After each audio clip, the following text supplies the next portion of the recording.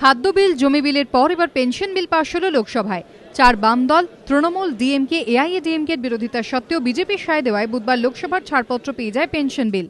The pension fund regulatory and development authority bill 2011 গত বছর জানুয়ারিতে সংসদে পেশ করেছিল সরকার, কিন্তু বিলটি নিয়ে তখন আপত্তি তোলে বিজেপি। বিলটি সংসদীয় স্থায়ী কমিটিতে পাঠানো হয়। বিজেপি নেতা তথা প্রাক্তন কেন্দ্রীয় অর্থমন্ত্রী যশবন্ত সিনহার নেতৃত্বাধীন স্থায়ী কমিটি বিলটি সম্পর্কে রিপোর্ট দেয়। বিজেপি জানিয়ে দেয়, স্থায়ী কমিটির সুপারিশগুলি মানা হলে তবেই তারা বিলটি সমর্থন করবে। এদিন কেন্দ্রীয় অর্থমন্ত্রী পি চিদম্বরম জানান, স্থায়ী কমিটির অধিকাংশ সুপারিশই মেনে নিয়েছে সরকার। বিলে বলা হয়েছে, পেনশন খাতে প্রত্যক্ষ বিদেশি বিনিয়োগের ঊর্ধ্বসীমা দাঁড়াবে 26%, কিন্তু বীমা ক্ষেত্রে যত পরিমাণ বিদেশি লগ্নিতে ছাড়পত্র দেওয়া হবে, পেনশন খাতেও ততটাই ছাড়পত্র পাবে বিদেশি লগ্নি। বাম ও তৃণমূলের অভিযোগ, পেনশন তহবিল পরিচালন সংস্থায় বিদেশি বিনিয়োগের সিদ্ধান্তে সারা জীবনের সঞ্চয় খোয়ানোর আশঙ্কা রয়েছে। This is basically a ploy to boost up the stock market, and we are in principle opposed to it.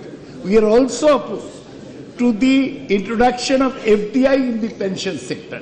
It creates instability in the financial sector, jeopardizes the security of the basic middle classes. All 6 pay commission I have seen uniformly, they have recommended or they have stated that the pension is the inalienable right of the employees and workers of our country. This is not a charity, and you are taking away this right. কিন্তু কেন্দ্রের দাবি, নতুন pension প্রকল্পে পেনশনের টাকা বাজারে খাটানো হলেও গ্রাহকদের ন্যূনতম ফেরত পাওয়ার ব্যবস্থা সুনিশ্চিত করা হয়েছে। এছাড়াও ব্যক্তিগত পেনশন অ্যাকাউন্ট থেকে শর্ত সাপেক্ষে টাকা তোলার অনুমতি দেওয়া হয়েছে। This bill has been pending for 8 years. This bill was first introduced in 2005. Therefore, I am happy that the bill has been passed. We have crossed one stage. We have to take it to the Rajya Sabha, and I am confident we will be able to pass it in the Rajya Sabha. কেন্দ্রীয় অর্থমন্ত্রীর দাবি, 26টি রাজ্য নতুন pension প্রকল্পের আওতায় আসার ব্যাপারে সম্মতি দিয়েছে।